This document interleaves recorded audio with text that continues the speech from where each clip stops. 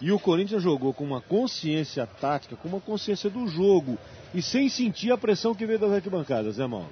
Tanto que o Corinthians abriu a vantagem, fez 2-0 e só depois que já vencia por 2-0, 5 minutos depois... Esse gol foi anulado. Esse foi um gol anulado do Jorge Henrique, que estava de fato voltando da posição de impedimento.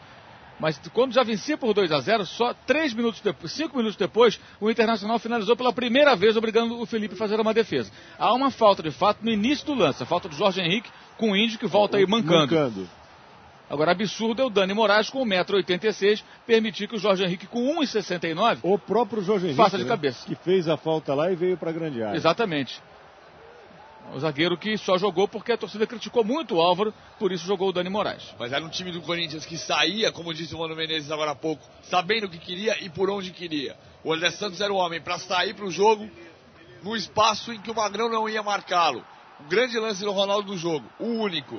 Sai da área, dúvida. Quando sai, abre o corredor, é sempre assim. É incrível como todo mundo acompanha, né, PVC? Para entrar o lateral ou para entrar o Jorge Henrique. No caso, entra o André Santos e finaliza. Gol do André Santos apontado pelo Mauro César como melhor jogador em campo. Sem dúvida, fez um gol, deu passe para outro gol. Foi o jogador do Corinthians que mais passes acertou em todo o jogo. Foi o homem que mais desarmou corretamente em todo o jogo. Até mesmo no desarme, no combate, que não é seu forte, o André Santos foi eficiente nesse jogo contra o Internacional. Aí o lance que eu falava há pouco do Nilmar. Para mim, perdeu o gol. Cara a cara com o goleiro.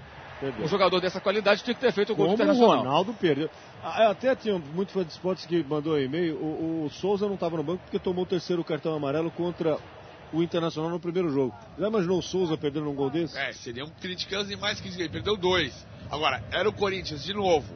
No segundo tempo também. O Inter, até a entrada do Andrezinho, era um time insosso. O Corinthians conseguia incomodar, como aconteceu na saída do Dentinho. A partir da saída do Andrezinho, a movimentação melhorou. E o Inter começou a incomodar, aí o André Santos de novo melhor em campo, quem tira para escanteio. Melhorou porque o Andrezinho estava em campo, porque o torcedor pode pensar que ele poderia ter começado com o Andrezinho, ou melhorou porque o próprio Corinthians com 2-0, tendo feito 2-0 no primeiro jogo, tirou um pouco o pé? Pelas duas coisas, porque a alteração do Tite no intervalo não foi boa. A alteração do Tite no intervalo deixou o Corinthians posicionadinho. O Andrezinho não. O Andrezinho começou a criar o embaraço para a defesa corintiana. A movimentação do Andrezinho deixava sempre o jogador desmarcado. E o lance que o Mauro César falou, que o André Santos foi tão bem no jogo que teve até passe pro gol do Internacional, né, mano? Acidentalmente, né? No momento, até o Paulo Vinícius chamava atenção e que com a entrada do Andrezinho, o Inter perturbava mais o André Santos. O técnico Mano Menezes até pediu para ele não ultrapassar o meio campo. A gente percebia aqui, né, fora do lance da bola, o que o fã de esporte não vê no vídeo, que ele ficava ali paradinho, ali na linha do meio campo, avançando pouco o André Santos. E o Alexandre voltou a marcar depois de um bom tempo. Olha de onde vai sair o passe pro segundo gol, é o Andrezinho quem faz a jogada primeiro, finaliza.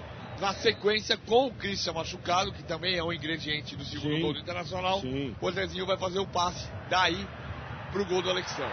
E subiu até um pouquinho mais o do Alessandro quando entrou o Andrezinho. Passou a ter com quem dialogar, né, com quem trabalhar.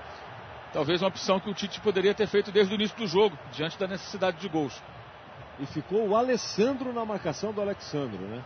Porque aí começou a ter movimentação e aí você não deixava sempre o William sobrando.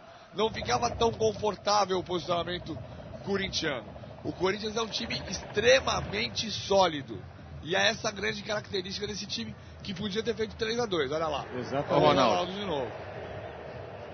Viu como ele aparece? Ele não costuma perder esse tipo de gol, né? Mas bateu muito mal, jogou pra fora, deixou o campo sem fazer gol, saiu xingando, saiu bravo. Só para deixar claro, um jogador muito importante do Corinthians na campanha. Na decisão, não fez uma grande partida, o que reforça. Ele é a cereja do bolo. O Corinthians é um time forte. O Ronaldo é o grande centroavante que faltava nesse time já muito forte. A cereja do bolo, como eu disse.